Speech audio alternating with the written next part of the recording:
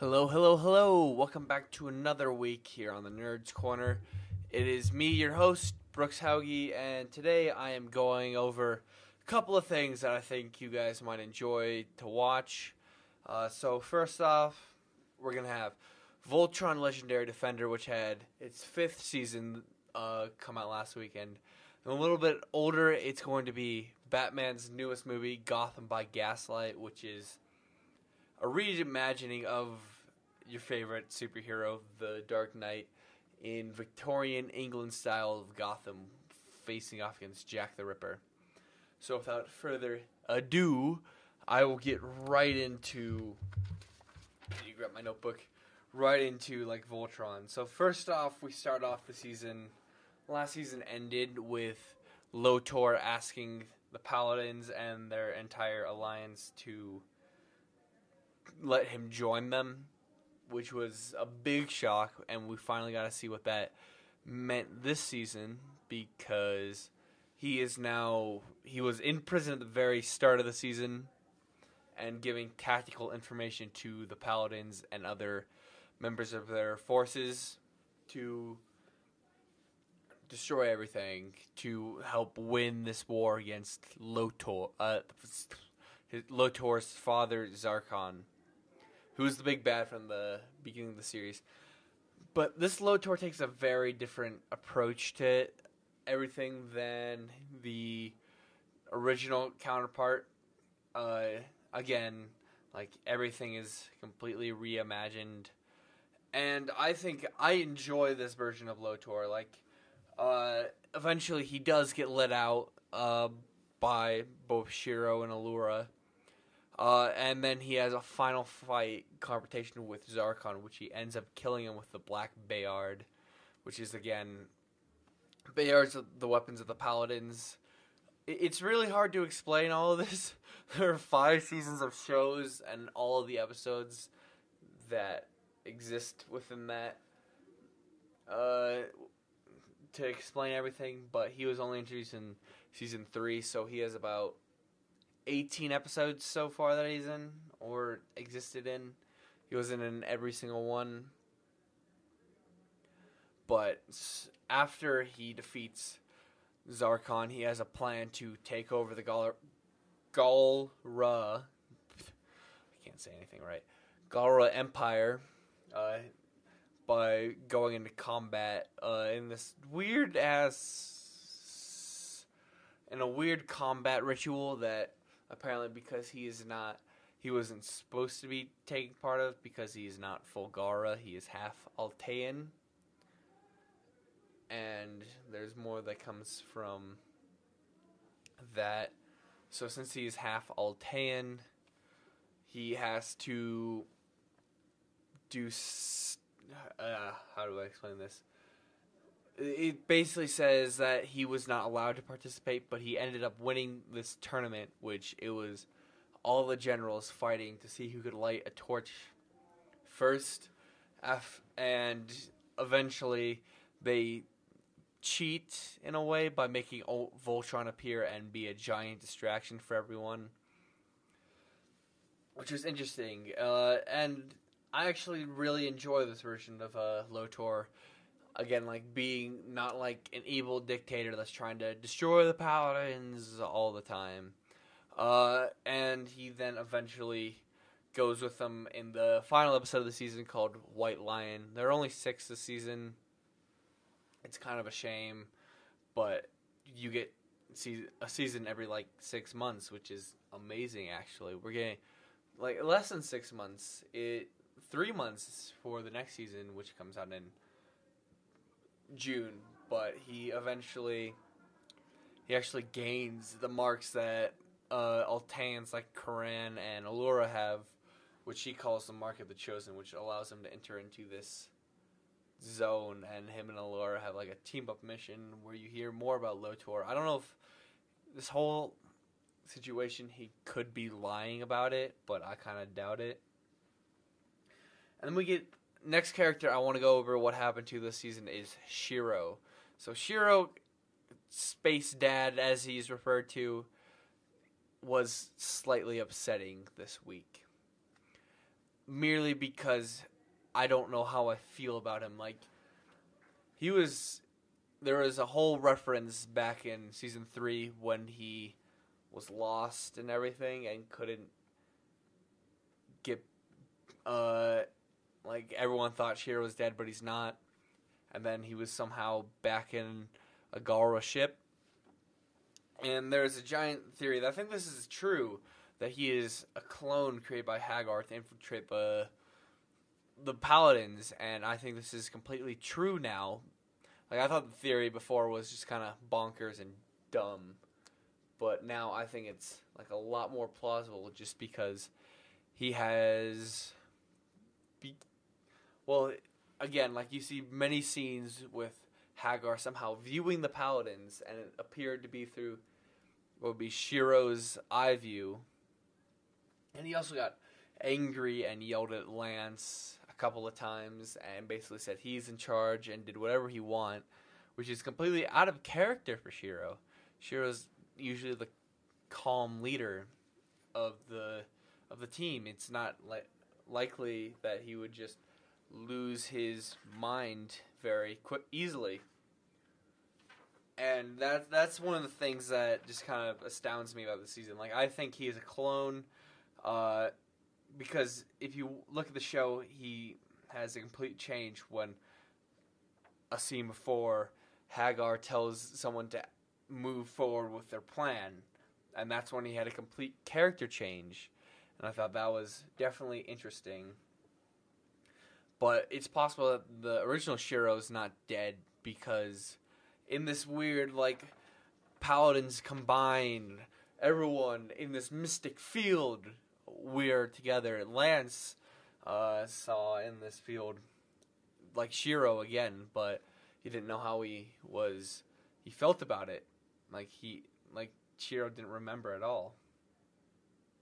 Which is, like, a really weird thing that I think they're going to elaborate on the next, maybe not the next season, but the season after that. And thus, I think Hagar is going to make her move to tell Lotor that she is her son and that her and Onerva are one and the same.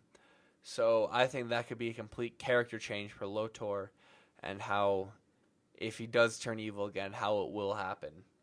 Because you're missing the big bad of Zarkon now, since he's dead, which I'm kind of sad about. I really enjoyed, like, the the really, like, machine, like, Zarkon. He was even more threatening than he was as, like, a normal person, alien Galra thing. Yeah. And then we also have the return of Sam Holt, which means Pidge has found his entire family. He found his brother and father, who were both lost in space over the last 2 seasons. And so Sam Holt was there for maybe 3 episodes, half the season, before returning to Earth. And in that, he realized that his kids are making a difference, and he needs to do this as well back on Earth. And he said he's going to talk to the Galaxy Garrison and all that stuff. So that's definitely going to be interesting, getting Earth involved again. And yeah. And I definitely think, like, seeing Galaxy Garrison again will definitely be an interesting plot point, because they haven't used Galaxy Garrison since the first episode, and references only since then. They only used Galaxy Garrison in the first, like, half of the episode. And then after that, we have my favorite Paladin has to be Keith. I'm just saying this. I enjoyed him as the Black Lion Paladin when he was there for a single season. Like, he was only the Black Paladin for, like, 4 episodes so far, and according to the original show, and thusly other shows continuing, such as Voltron Force, which is the show that got me into Voltron. He was still the leader. He was always the leader. And I think eventually Shiro is going to get hurt, or Shiro is going to die, and Keith is going to have to actually be forced to take over. But right now he's with the Blades of Mamora, living out his, I think he's quarter Galra legacy kind of thing, just trying to learn more about himself. And he got tasked with saving like another half Galra who has infiltrated one of the many generals' bases and has found a weapon that 2 other generals want. And an interesting thing about that is that the weapon is actually just a monster that's like a xenomorph. But like basically he does like tons of stuff, and so does this woman that he's assisting with. And the woman, as big spoilers right here, does in fact turn out to be his mother. His mom is the one he rescued during this episode, and that was really, really cool that we finally get to see her. But you don't know if it's actual confirmation because it's like, you're my, and then it cuts out. Like, ugh! I have been waiting for like 2 years, a year and a half to figure this stuff out, and it still hasn't explained it. Like, we know that it is his mom. Just give me the satisfaction of hearing one of the 2 in the scene actually say it. That's all I'm saying. That is all I'm saying. And I really want to see him return to the team and like finally be a part of the team. But my season 6 predictions, I think we're definitely going to see like more Lotor versus Hagar and the team working together. I definitely want to see like, I definitely think that Hunk got like and Karan did not get enough screen time this season, and I'd like to see more of that because they are 2 of the coolest characters, and it's a shame to not have them get the respect they deserve on the team. But I did enjoy this season a lot more than I enjoyed. I cannot talk. I can never talk during these. I definitely enjoyed all of this better than I enjoyed, say, season 4, and they had 2 episodes, the first and the last episode of that season, that were actually interesting. The rest were literally just, oh, we're going to have a space show to join up money for the resistance. And I did not enjoy watching most of that. I kind of enjoyed the whole fourth wall breaking Karan episode. That one was kind of funny, but it did not get like a high rating. I need a rating system. That is what I need. I need a rating system. And yeah, so now I'm going to switch gears into Batman, Gotham by Gaslight. So this was definitely, it's a new animated movie. I did not think it was going to be good because of the trash that they called film that was Harley Quinn and Batman. I hated that. I hated that so much. It was trash. It was bad. It was horrible.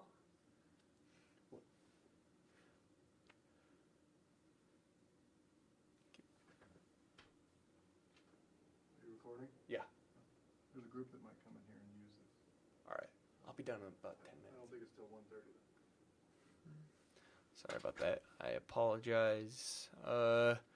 I'll have to cut that out at some point.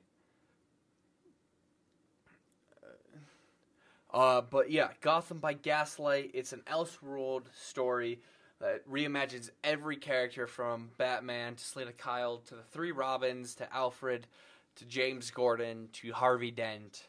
And they have one...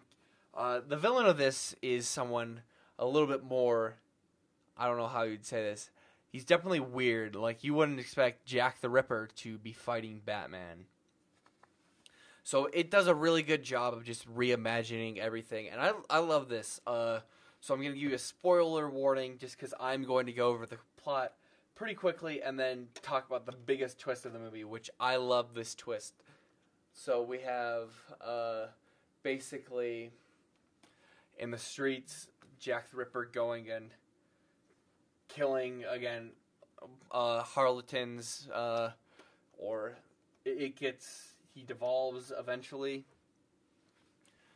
but we have like Selina Kyle going in and risking her life being the voice for the voiceless, and it does a really good job of like there's a pin that's found that Batman goes through and was looking for blood or fingerprints, and Alfred made fun of him for having a theory on fingerprints and trying to match them with other people's, because it was not huge. A couple of during this time period, we had like very little talks about this kind of methods of investigation, and thus I found that very interesting. And then at the beginning of the story, we see Batman break up, like, if you know anything about Victorian, which I know very little, but they had kids who were orphans who, if they wanted to eat, would literally have to be in a street gang. And 3 of them that tried to rob Batman at the very beginning turned out to be, well, we only get 3 names, but it's over time. The first one is Jason with red hair, a.k.a. Jason Todd, a.k.a. Red Hood. Then he calls the oldest one Dickie. Dickie is a nickname for Dick, or Dick Grayson, who is Nightwing, and then the other one was called Timmy, a.k.a. Tim Drake. So it was just kind of cool seeing them get included in such a different way. And we also have Alfred and everyone, like we have James Gordon. And then Selina Kyle, who is just as much a detective as Batman is at this point, which I enjoyed seeing her being, like, not anti-heroish, but definitely, like, as smart as Batman. Like, she figured out he was Batman pretty quick, and then he got attacked by the Ripper, who killed another person. And basically, to escape, they're in a carriage, and they're pretending to, I don't know if I'm allowed to say this, but have carriage sex, and everyone leaves after that point, and they get away. Though eventually Bruce Wayne was arrested for being the Ripper, even though he had no connection, because he's Batman. And now I'm going to get into some spoiler territory with a big twist.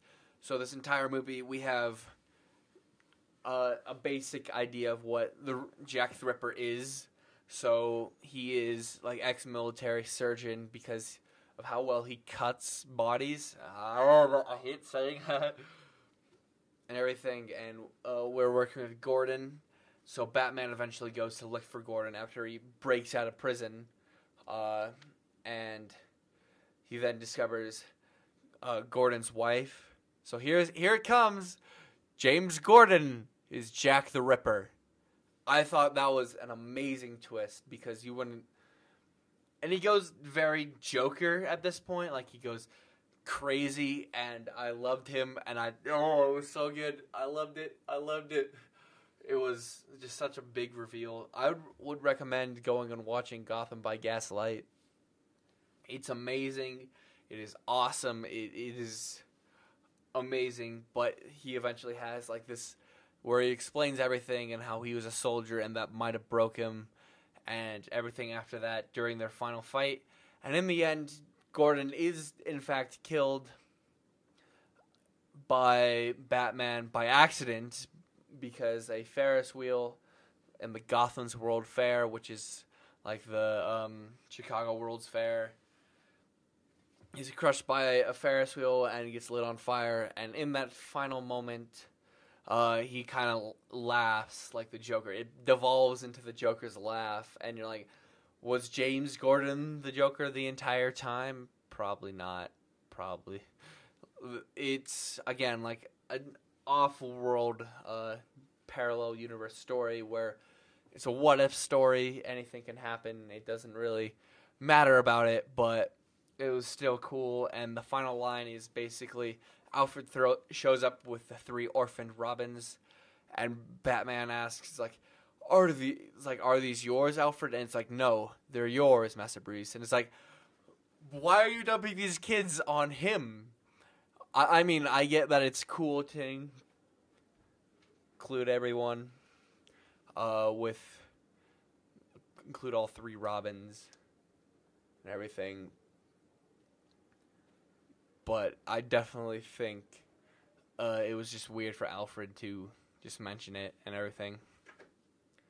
Yeah, but that's it for Gotham on Gaslight, and I have a little bit of time left, about like 3 or 4 minutes, so I'd like to go over my review of Black Panther that I have now seen twice, and God, do I love this movie. I love this movie. I love Black Panther.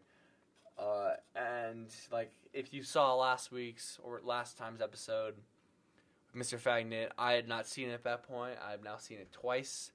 So, spoiler review right here. Spoiler warning again for Black Panther. So, thus, I enjoyed the whole dynamic between Killmonger, who showed up in the third act, as well as T'Challa. And I definitely think my favorite character was M'Baku, because I really like the scene where he's like, "Are you done? Are you done?" And he became kind of a... But I think one of the biggest... I liked how the opening scene... It took me twice to realize this, but it's young Killmonger talking to his father about Wakanda, not T'Challa hearing about it from from T'Chaka. And I love this movie. It had great representation, but it was also great as a superhero movie. As a superhero movie, it killed it. It was amazing, and I cannot wait to see more Black Panther in future, in Infinity War definitely, and others of his second solo movie. And I want to see Shuri interact with Tony Stark, and I want to see her interact with Peter Parker, and I loved her as a character. She was amazing. She was so good. So good.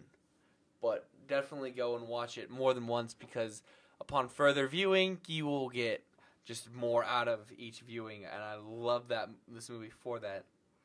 So, final note, just, I definitely enjoyed, Killmonger's, character, and I'm sad he's got killed off.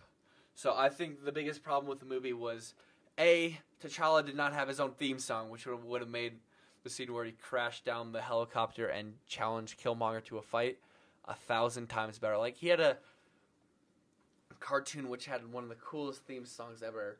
It was just T'Challa with mixing of hip hop and stuff, and I loved that intro from back when I was a kid. They only had 5 episodes, which is a shame, but cartoons, man. Another problem I think is that they killed off 2 of the biggest enemies. Killmonger and Claw are both dead, so it's going to be hard to get a villain for the next movie, as well as M'Baku, who in the comics is known as Man-Ape, who is no longer he's more of a frenemy than an actual enemy, and the only villain left is actually that I can think of would be Nakia, and she in the comics is a villain, and I'd like to I don't know if she'd ever devolve to that just because of how she was put in this movie, but it could definitely be something interesting. There are a lot of theories that she has stated herself, such as that T'Challa is her man now, and if Storm, who now has the rights back, wants him, then she might become a villain that way. Or 2 more characters that I think were mentioned is Dr. Doom, King of Latveria, and Namor, King of Atlantis. So I think those 2 could be an interesting villains, and I'd definitely like to see that. But in the meantime, just enjoy Infinity War. I loved this movie. I give it a 5 out of 5 stars. I need my own rating system. That sounds interesting. But, so next week I will be getting into Dragon Ball Super and everything around that ending and So I'll see you guys next week when I go over all of that, and we will go from there. Remember, always leave your suggestions and any comments. I'd like to read them. I'd like to improve myself. I'd like to hear anything you guys have to say about anything. So please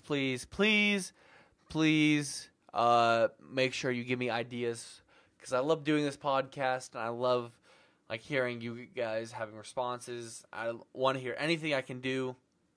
And I'm open to having anyone that wants to be on the show, as long as you know what you're talking about. If you don't know anything, then you're kind of useless. But I will see you guys next week. Be there when I nerd out. Bye.